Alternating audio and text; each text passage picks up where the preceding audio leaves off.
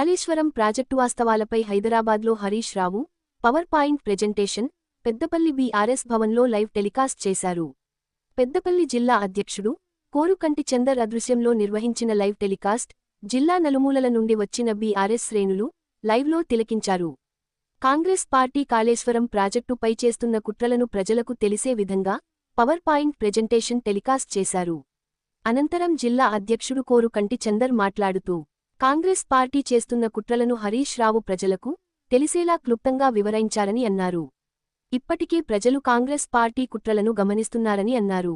కాంగ్రెస్ కుట్రలను లక్షల క్యూసెక్కుల నీరు సముద్రం పాలవుతుంది తెలిపారు. నీటిని ఎత్తిపోసే అవకాశం ఉన్నా కుట్రలతో పంపులు ఆన్ చేయకుండా రైతులను అరిగోస పెడుతున్నారని అన్నారు.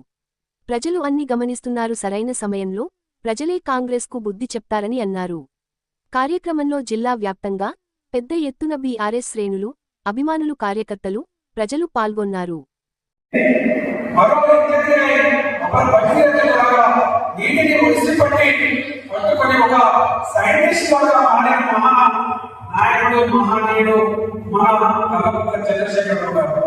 అలాంటి మహానుభావులు నిర్మించినటువంటి యొక్క కాళేశ్వరం చూసి తట్టుకోలేక నీళ్ళ దొంగ నారా చంద్రబాబు నాయుడు డబ్బులు సంచులు చేతిగా సాచి కాంగ్రెస్ కేంద్ర పార్టీలో కుమ్ముక్కై ఓటుకు నోటు అనే దొంగను కాంగ్రెస్ పార్టీలోకి పంపి తెలుగుదేశం తెలంగాణ పార్టీని తెలంగాణ నడి బజార్లో పెట్టి అడ్డికి పావుశేఖర్ కాంగ్రెస్ పార్టీకి అమ్ముకొని చంద్రబాబు నాయుడు చెంచా అనే వాడిని తెలంగాణ ముఖ్యమంత్రిని చేసి ఇవాళ కాళేశ్వరం ప్రాజెక్టు మీద అరవడానికి కుక్కలను ఎగబెట్టిండు తెలంగాణలో.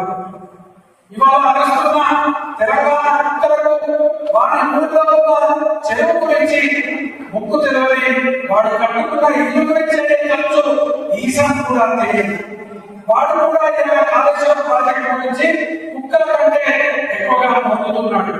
ఆంధ్రలోని మోచేతి నీరు తాగి మూతి కూడా కూర్చుకోకుండా ఎక్కడ నిర్మాణం చేస్తే తెలంగాణకు రావాల్సిన నీటి లభ్యం అవుతుందో అనేది పూర్తిగా అంచనా వేసింది.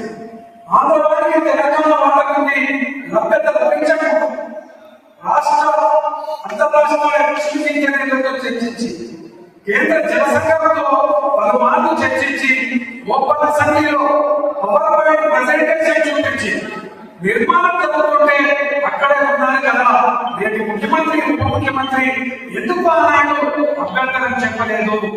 ఇలా చంద్రబాబు నాయుడు వేసిన కుక్క బిస్కెట్లకు కక్కుర్తిపడి తెలంగాణలో కుక్కలను మార్పిస్తున్నారు.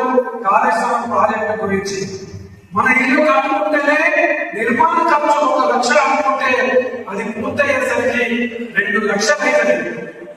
నెల ప్రభావితం కాలంలో ఒక పిల్లలు కొంచెం అది సాధారణమే. ఇలా నాటకం సాధారణ కింద ఎందుకు నీరు తాగుతుంది, దాని ముందు ఎవడు గౌరవింపడు. ఎందుకంటే అది పోయి విజయవాడ దగ్గర ఉన్న ప్రకాశం బ్యారేజీ నిలుతుంది కదా, అదేమి తప్పుగా దాని గురించి ఎవరికి నోటు మాట్లాడరాదు. ఎందుకంటే ఆంధ్రుడు రేపు వారిని మోచేది నీళ్లు పోయేది కాదు ఇప్పుడు అనే కుక్కలకు. కాళేశ్వరం ప్రాజెక్టు నిర్మాణం నోటితో చంద్రబాబు నాయుడు పోలవరం ప్రాజెక్టు కావాల్సిన నీటి లభ్యతకు అడ్డుపడింది. అది పక్కన పెట్టి మళ్ళీ మరకజల ప్రాజెక్టు అనే బాధతో ఆడుతున్నాడు. అది ఎలాగైనా నిర్మిస్తామంటున్నాడు. ఆంధ్ర తప్పు నీటి చిన్న నీటి దొంగ కొడుకు లోకేష్ తప్పకుండా